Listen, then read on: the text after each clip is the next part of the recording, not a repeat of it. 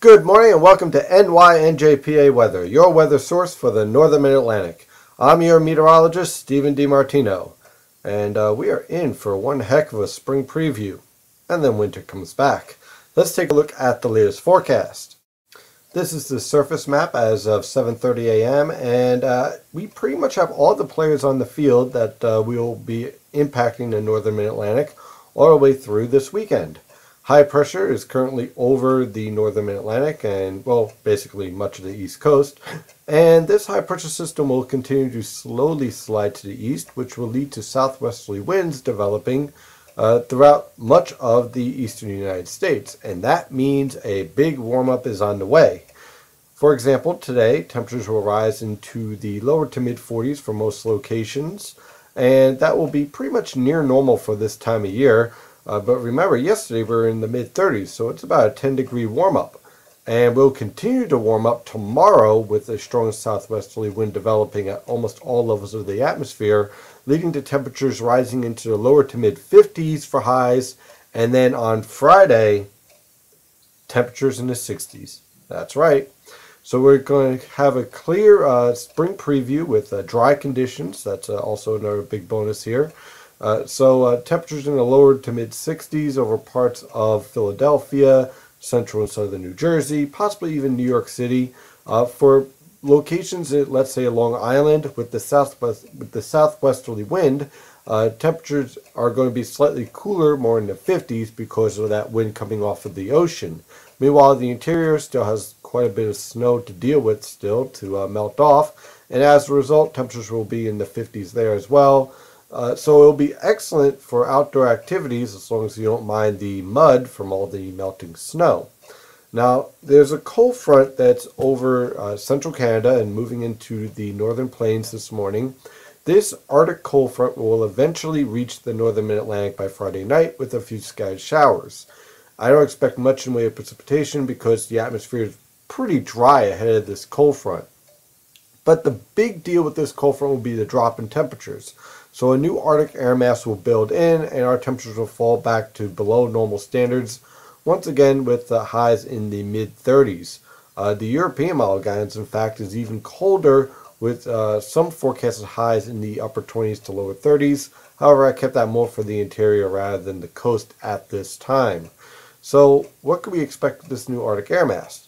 Well, unfortunately, we do have a risk of some snow, and let's take a look at the latest European model guidance on this threat. This is the 500 millibar pattern from the European model guidance for Tuesday night. Now there's a couple of interesting features to point out here.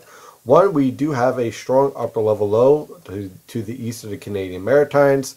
That creates some weak convergence aloft over parts of Quebec and Ontario, which means that a high pressure system will be in place at the surface.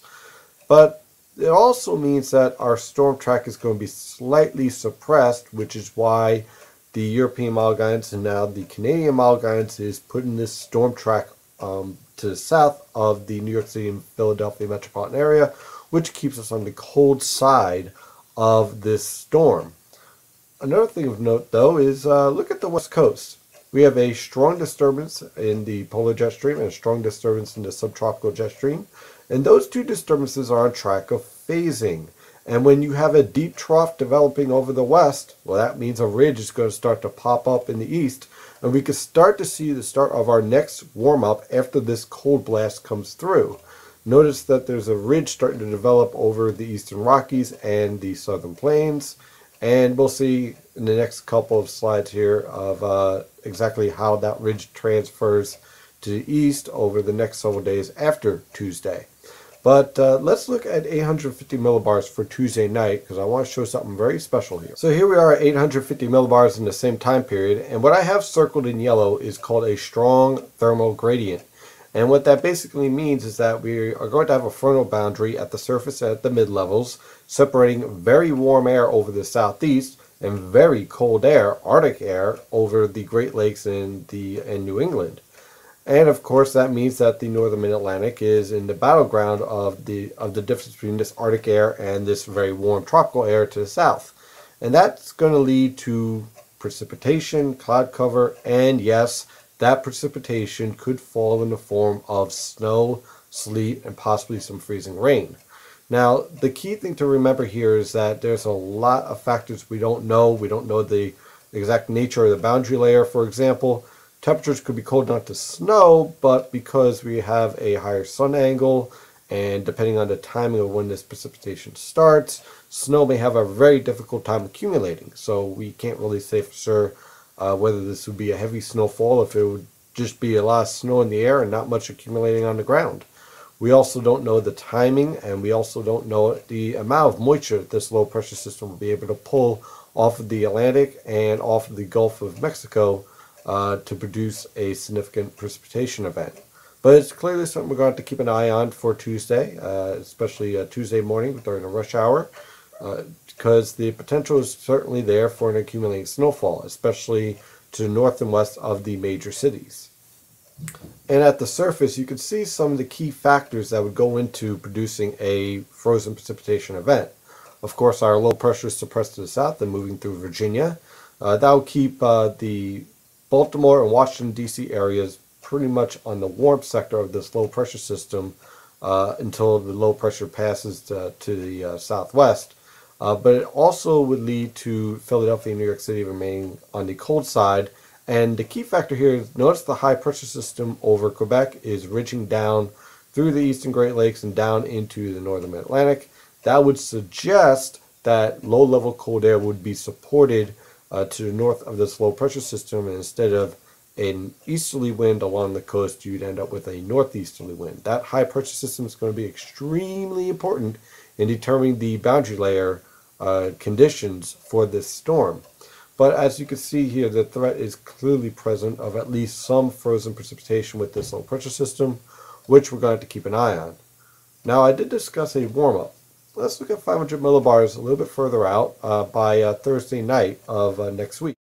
So here we are towards the end of next week. Remember what I said about that trough developing in the west, and as a result, the ridge that was forming over the plains transfers to the east. Now, there are some key factors here that look pretty much familiar to the pattern we have coming up right now. Our negative NAO pattern starts to collapse and shift north because the stratosphere is changing, by the way, which I discussed in depth in the premium discussions over the past few days. The Pacific, again, is in a flux of change. So we go from a negative EPO pattern to, again, a positive EPO pattern, which means a ridge is over the Alaskan Aleutian Islands, and a trough is starting to try to develop over the Gulf of Alaska, but the main trough is pretty much over the west coast, and that allows a ridge to just explode over the east, and as a result, we get warm again. And I think we're going to see this back and forth swing of cold conditions and warm conditions all the way until mid-March, until we finally establish a true spring pattern. This is very much similar to what we saw in the fall, in a way of we stepped down to winter until we got to our winter pattern. Well, now we are stepping up to spring, and in order to get to spring, we have to go through these cold blasts and warm-ups.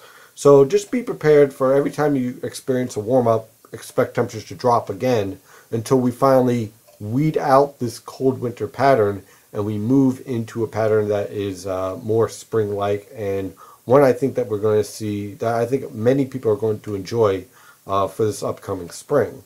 At the mid-levels, we can clearly see the impact of this 500 millibar pattern by next week, where after we get done with our snow, whatever accumulates, it's going to be gone by Friday, as we end up with a very warm pattern with temperatures probably warming back up into the 50s, maybe even 60s again under this type of pattern. But notice we already have our Arctic air mass starting to move south over the northern plains.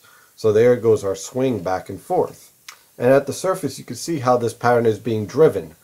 The old Arctic high pressure system moves off the east coast. We move into a warm flow with southwesterly winds. Our Arctic cold front moves through. Our new Arctic high pressure brings northwesterly winds and cold temperatures. And then you get a chance for a wave of low pressure trend to develop along that Arctic cold front, bringing a chance for a frozen precipitation. So we're going to be back and forth in this type of pattern for at least the next several weeks. Thank you for trusting the NYNJPA weather as your weather source for the Northern Mid-Atlantic. I'm your meteorologist, Steven DiMartino. Have an excellent day.